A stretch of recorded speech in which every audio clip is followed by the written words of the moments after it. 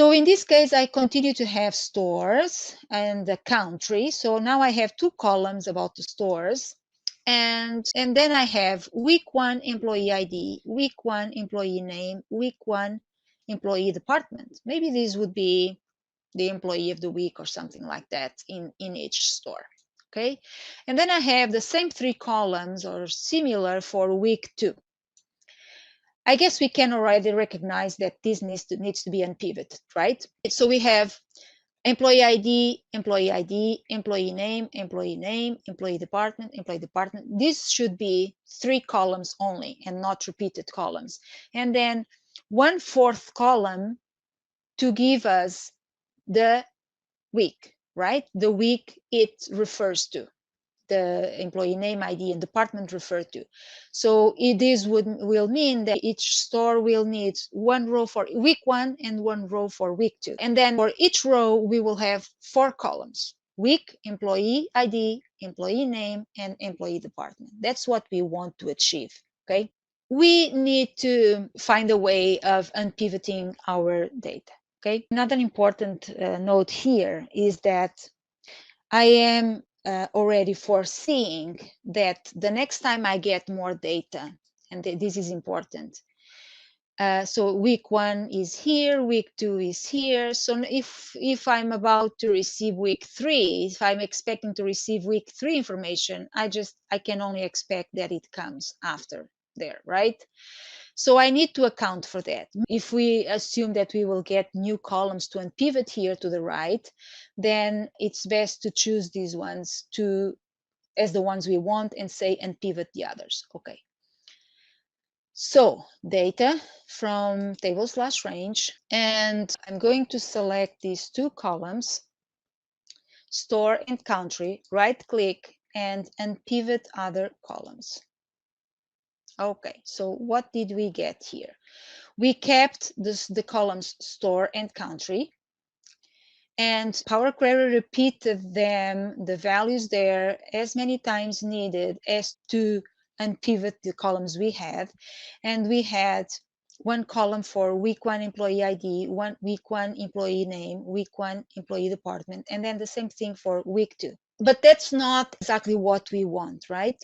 And then for each one of the fields here, we get the values we had in the data before. Okay, so 5445 for week 1 employee ID, Marley Lindbergh as name. If we go here, 55545 and Marley Lindbergh, it's correct, right? But there's still something that is not correct here, because it's not still the way we need it to be. We need a column to tell us the week.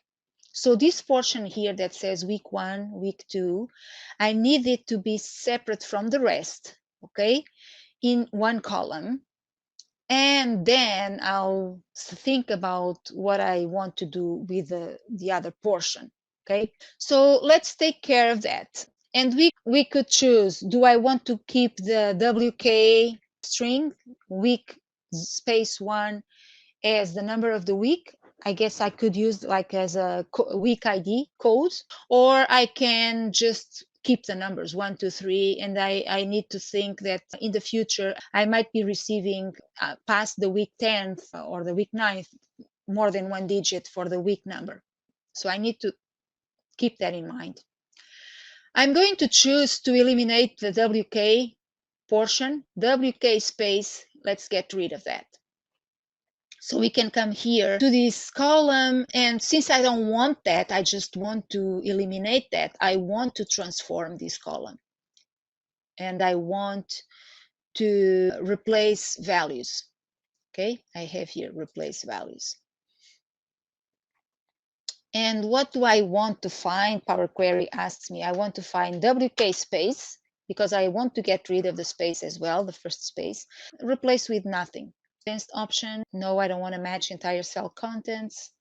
Special characters, I don't need that either. So, okay, there we go. So we got rid of, if we click here, we can see that I don't have any extra spaces before the 1. So now I want to separate these into columns, one that keeps the week number and the other one that has the rest of the string we have in each one of these cells. So one way we could do that could be to split the information here. So we can find that in the transform tab as well. So here, if we go to the transform tab, split column, I want to split by, I could think I can split by number of characters. So after the first character, but then, like I said, at some point I may have weak numbers with more than one digit. So I'm going to choose by delimiter. And I invite you to look at all these options here and think of the interesting situations we could use them. Okay, split column by delimiter. Okay, what's the delimiter? It's a space character. By default, powerquery asks me, okay, is it each occurrence of the delimiter? And the answer is no, because, for example, here I have one space and then another space there. I don't want to split this into 3 columns because I have 2 delimiters that would separate one in one column, emp in another column, and ID in the other column. I want emp ID to keep together, to stay together. So I want, in fact, to use split at leftmost delimiter. So of all the spaces that I'm using as delimiters, or that I can use as delimiters, I only want to split at the one that is most at the left. Okay, so let's do okay there. And because the previous column had a name attribute, it gave me 2 columns. One is called attribute 1, the other one is called attribute 2. So I'm going to change the name of this column to week number, week num. I guess we can leave it like that. And now I still have something to deal with here, right? Because now I have the employee ID, employee name, employee department, and then repeating employee ID, employee name, employee department. That could be different columns for my data. So it's all part, each store is only sending one employee name, so we don't need 3 rows for that. We can use that, just one record for each store. So how can we do that? We can select this column and tell Power Query that I want to pivot. So before we were unpivoting, now we want to pivot back. So now I have the column names already the way I need them. So right click and pivot column, right? That's fine. Let's see if it's here. If it's not here, I only have unpivot. So let's go to the transform tab and find here, pivot column. Okay. And uses the names in column attribute.to, this column, to create columns. That's exactly what we want. And here it says, select where the cell values for the new columns come from. Okay. The value from employee ID is in here in column value. The value for employee name is in here in column value. So in here, we want to choose column value. Okay. Advanced options, we don't want to aggregate our data. So just let's leave it like that and click OK. Oh, I think I forget to change something here. Advanced options. Oh, it's count. Oh, don't aggregate. I forgot. I said I don't want to aggregate, but I forgot to choose it. But that's a good thing. You see how we can go back very easily and fix it. You could eliminate the step here and start again.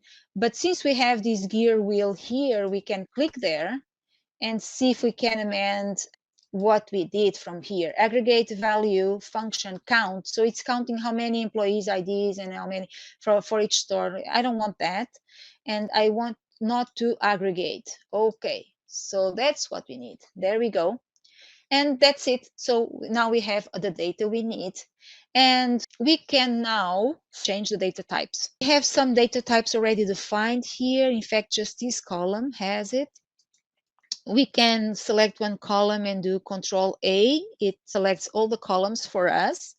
And now we can come to transform and detect data type. If we do that, we give Power Query the opportunity to guess the data types of each column for us, and then we can tweak it if needed. So store, it's telling us it's text, country text, week number whole number, that's fine. Employee ID, it's classifying as a whole number, it's fine too.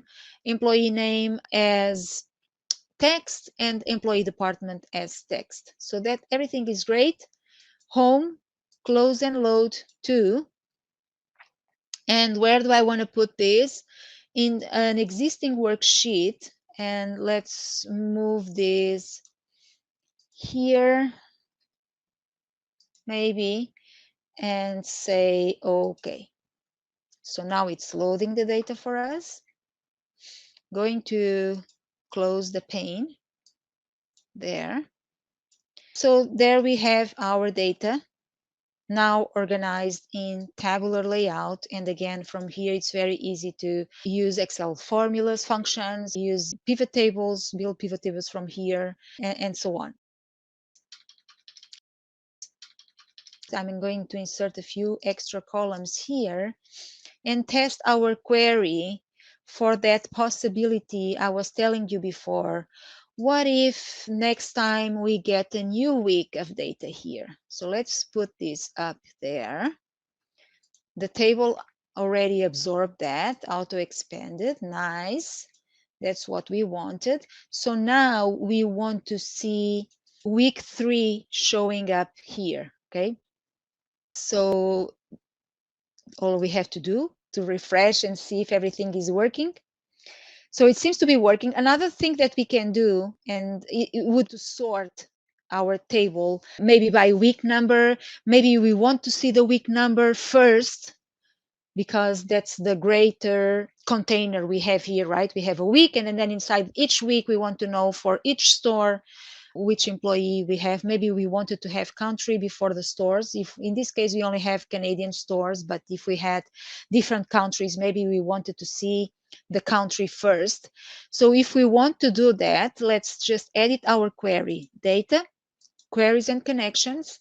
This is the query, the second one. Double click there. And we can do that. So we can come here to the week number column, right click and choose move and say move to the beginning, to beginning. Okay, there we go.